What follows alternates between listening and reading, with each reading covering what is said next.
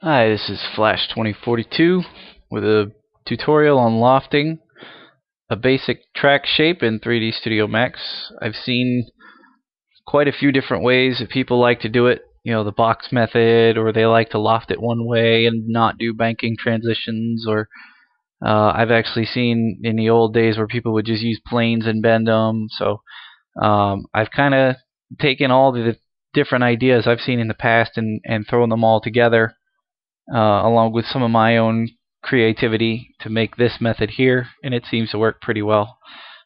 First thing that is going to need to be done is grab some good reference of the track that you want to model. This tutorial will be going through with Orlando Speed World in Bithlo, Florida. It's a track that I grew up racing at, and I know it pretty well, so this tutorial can go by pretty quick. But it's also very basic. If you look at the track, you know, it's just as round as can be. You know, it's not any kind of weird shape or anything, so it should go fairly quick. Do the track, do the apron and the walls, fence, and the fence posts, just to get a basic idea, and just throw a solid ground in for the infield. But the first thing you're going to need to do, obviously, is going to be find your track in Google Earth. Google Earth is, the best way that you can get a good overhead shot like this. One thing you might want to do is go through the historical imagery and see what else is out there. Sometimes the imagery will be better if it's older. I've seen better shots in older grabs, and you can see here the difference between a lot of these. And you can also see the progression of some of these tracks. If you look, there's a difference, I believe, in one of the next two images, where the center, there it is, the center of the figure 8 track got a bit paved in the center instead of just being two crossing roads there.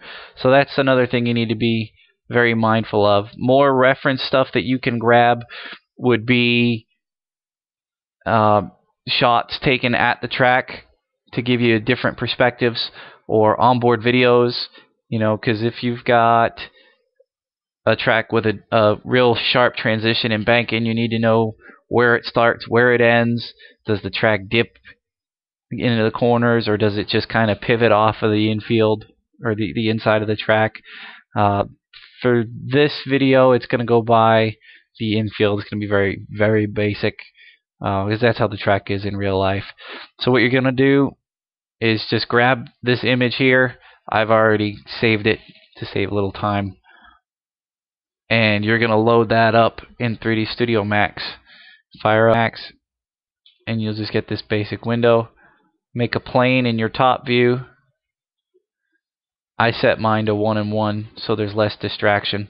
I also hit the G key in every viewport to get rid of the grid. And that's another thing you can do here. Smooth highlights will show you as if it was being rendered.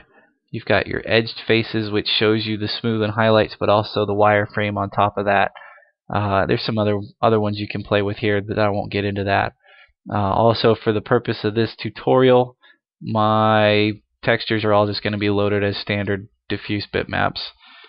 So here's my track image, and I'm going to paste it onto the plane here.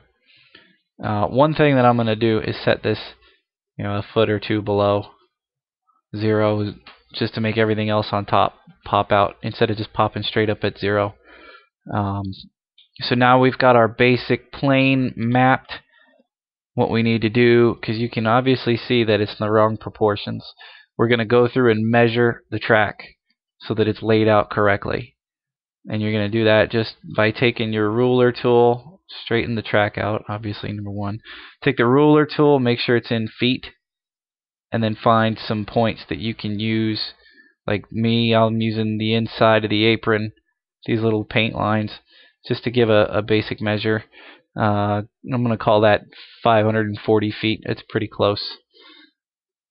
So we're going to go into shapes and make a line. Keyboard entry is fine.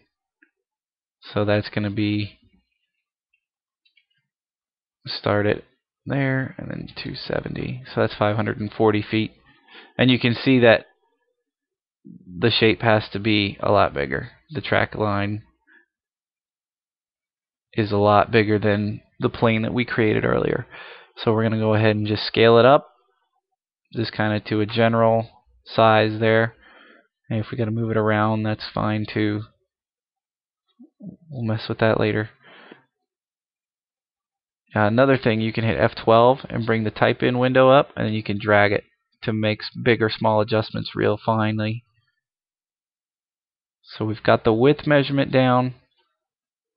Now what we're going to do is go back to Google Earth, clear this, and we're going to grab another vertical line just from the inside of the start finish line on the apron, just straight down to the inside of the apron.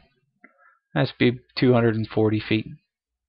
So now what we'll do, 0,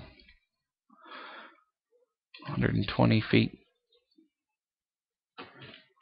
120 feet, finish. And then we can take and scale it again. Now, it's important to know that when you're scaling your second time, since your x-axis measurement is right, all you're going to mess with is your y. You can do that here, or you can just drag it like this. It really makes no difference, but that should be about right there. So now we have our plane set up in Max to the right dimensions.